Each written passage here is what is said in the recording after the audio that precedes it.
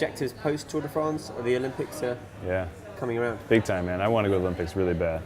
I mean, I don't see myself going to Rio, and I don't want to go to Rio, in all honesty. But I want to go to the Tour de France, and I want to go to the Tour de France really good, and I want to come out of Tour de France really well, and I know that I will, and I know that in the past that I always have, and so the road race coming 5 days after the Tour de France ends in Champs-Élysées, I know I can do a good race. And are we thinking time trial and road race?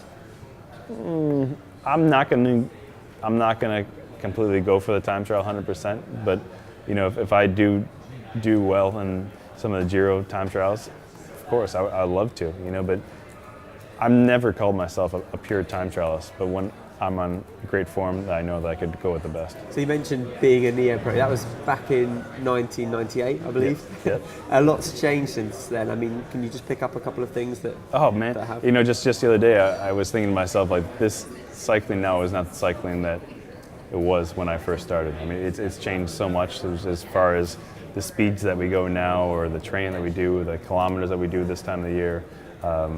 Just the regime that we adhere to these days is completely different. And I was thinking to myself, where does it end as far as winter training? You know, when you see these guys racing full gas, and it isn't even the new year yet. You know, and it's just like this snowball effect that keeps on getting bigger and bigger and bigger. And you see the people and how fit they are in Tour Down Under. It's amazing, actually. So, but yeah, cycling, it's grown up a lot, and it's grown up for the better as a worldwide sport, and I just hope it continues to grow in a positive direction. You mentioned the speeds of the racing have changed. How so? I think it's more that it isn't just like the climbers who could climb, you know, or be in the front. It's like the whole peloton goes in there. You go up to a hill unbelievably hard at the beginning of the year, and you think, there can't be more than 50 people behind me. And you look behind, and there's like 3 people who have been dropped, and that's because they're sick. You know, and it's hard to explain. It's just that the level of everyone in the peloton is so much higher. It's not just 2 or 3 people who have raised the bar. It's everyone across the board. And at the same time, do you think it's a lot cleaner than when you first started? Oh, 100% so. I mean, I think I've just looking around here. I mean, I don't. It doesn't even, in this team at least. Maybe I'm being naive, but it doesn't even enter my consciousness until you ask that question about doping. It doesn't even there's not even a conversation. Sure.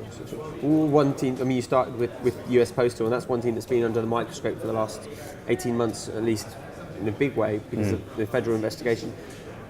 But that's a team that you started with and you rode with for, I think, 4 or 5 years. How do you remember those times? How do you judge those times?